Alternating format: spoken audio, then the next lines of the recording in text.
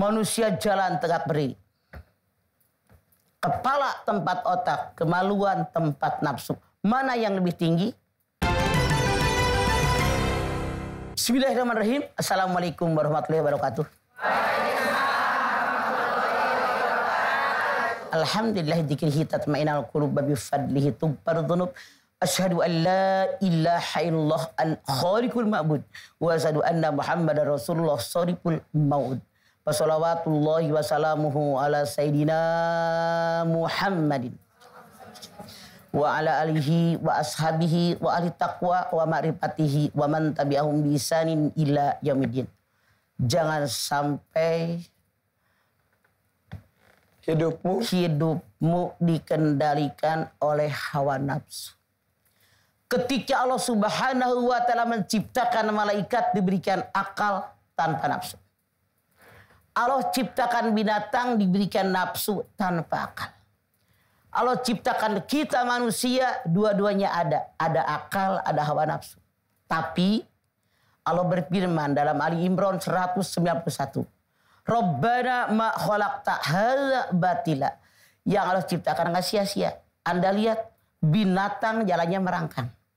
Kepala tempat otak, kemaluan tempat nafsu rata. Manusia jalan tegak berdiri.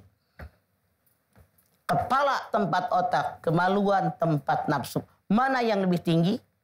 Otak. Artinya kata Allah, kalau kalian merasa manusia, dalam menjalani hidup harus selalu pakai otak. Jangan pakai nafsu. Nah, yang namanya nafsu, Anda lihat Yusuf 53. Inna nafsa la ammaratun bisu illa ma rahima rabbi. Sesungguhnya nafsu selalu mengajak manusia berbuat jahat. Kecuali nafsu yang mendapatkan rahmat dari Allah. Kata Allah dalam ayat ini nafsu terbagi dua. Satu, yang disebut dengan nafsu amarah. Didorong oleh setan. Selalu mengajak berbuat jahat. Titik. Dua, nafsu yang mendapatkan rahmat dari Allah. Ini yang harus kita ikuti.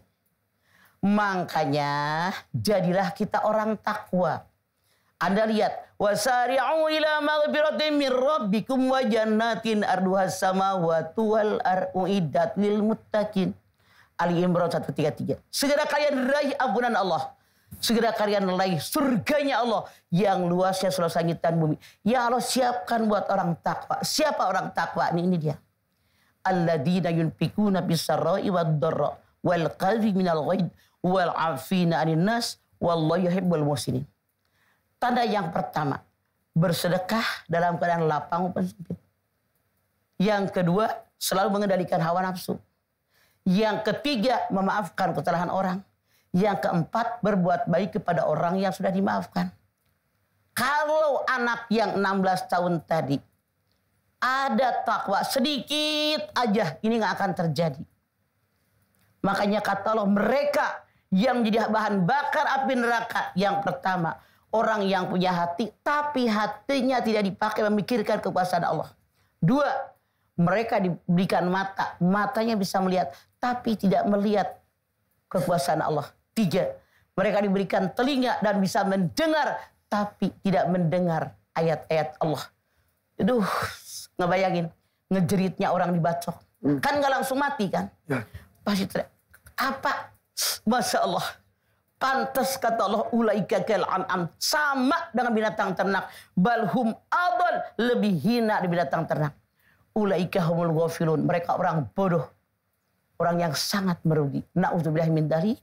Makanya yuk nafsu kita kendalikan dengan akal sehat, dengan otak yang cemerlang.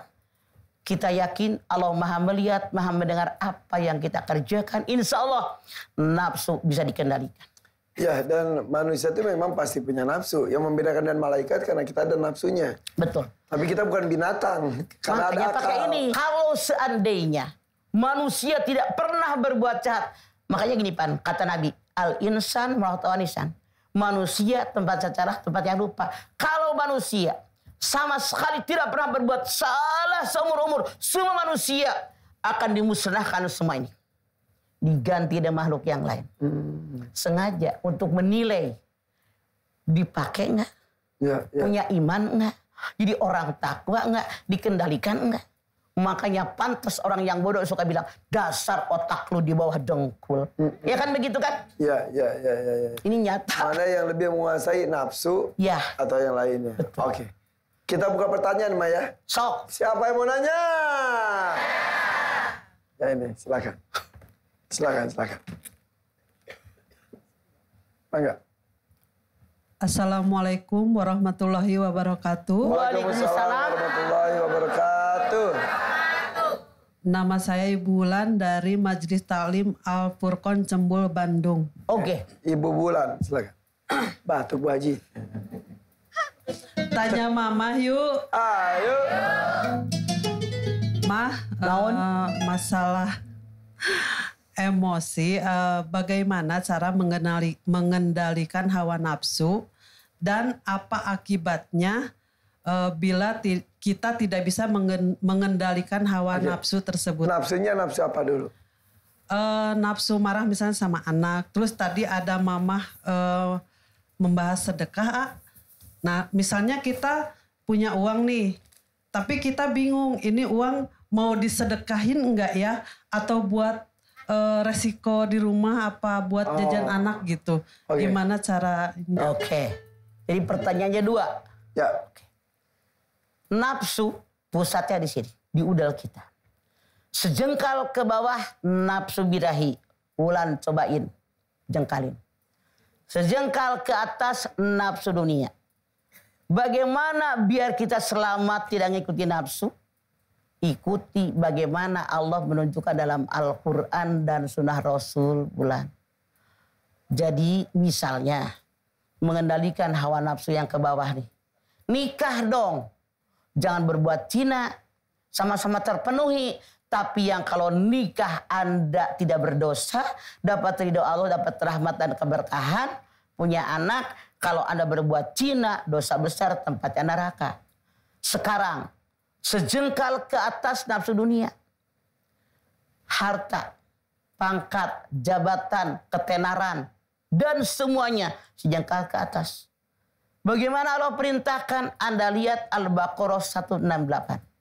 Ya ayuhan nas kulu mimma fil ardi halalan thayyiba wala tattabi'u khutuwati syaitan innahu lakum aduwwun mubin. Hai manusia, manusia bukan kita. Manusia. Makan semua yang di muka bumi syaratnya halalan thayyiba. Halalan thayyiba cara hukum, halalan thayyiba cara memperolehnya. Makanya tadi Wulan nanya, bagaimana caranya? Ikuti dong perintah Allah dengan yang halal. Itu caranya. Kalau tidak, kata Allah, mengikuti langkah setan.